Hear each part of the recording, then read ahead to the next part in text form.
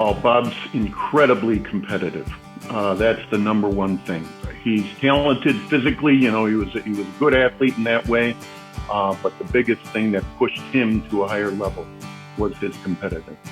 Our teammates respected Bob. They always knew Bob had their back, and they enjoyed Bob. I mean, we had a great time playing soccer at St. Lawrence. Well, Jim is a person who, more than anybody else, has spent more time on the soccer field with me in my career. He was a great high school teammate, a co-captain, and a college roommate. So while he was a player who played in front of me, while I was goalkeeping, he's a guy who always had my back every game, every play.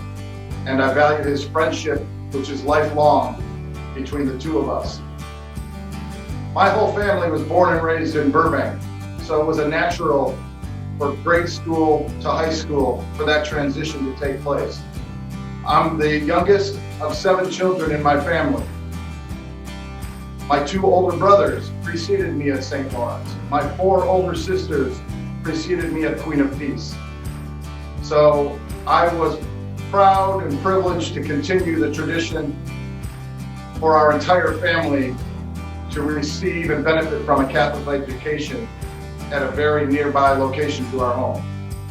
Well, I've known Bob since first grade, and Bob has always been a leader. He's always been a guy that is the glue amongst our friends. He continues to act as that glue. He organizes a golf trip every year. He's organized vacations.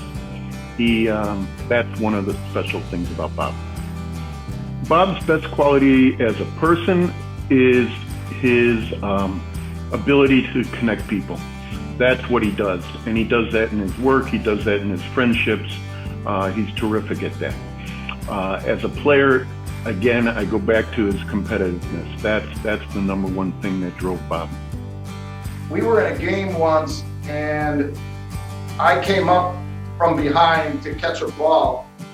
And I was going towards the ball. I called the ball. I know I called the ball. Well, Bob also called the ball.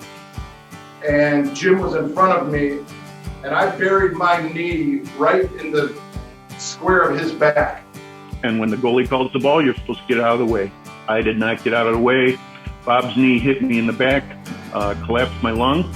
I did come back in the game. And immediately Bob's like, Balak, get the hell out of here. So he was out, I don't know if it was the rest of the season or for an extended period of time. So I collapsed Jim's lung. I'm sure he will remember that. But everything worked out okay. But again, goes towards his competitiveness. I think my greatest memory will be a playoff game we had against Quigley South in Burbank on our home field. Quigley South was higher ranked, they were more skilled, but it came down to a shootout at the end. They had this tremendous goalie. We had a tremendous goalie, and we beat them in overtime in the waning twilight of the evening. You could barely see the ball any further. That we ended up winning and advancing in the playoffs. Not much further in the state playoff series, but it still became our own miracle on grass at the time.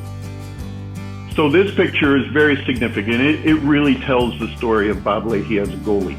This picture is from when Bob was director of NIPSTA, which is a police and fire training academy up in Glenview. And Bob invited a couple of his best friends. So you see George Bush, you see Richie Daley, and Bob, 3 famous people.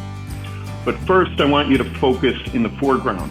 So in the foreground, you got 2 guys carrying a stretcher. That's important because that would happen frequently when Bob Lahey was in goal, is that people would be carted off in a stretcher. Second thing I want you to focus on is George Bush's body language. He's kind of leaning into Bob like, hey, Bob, you got this? And Bob's got this. And that's what it felt like to be a defender playing in front of Bob Lahey.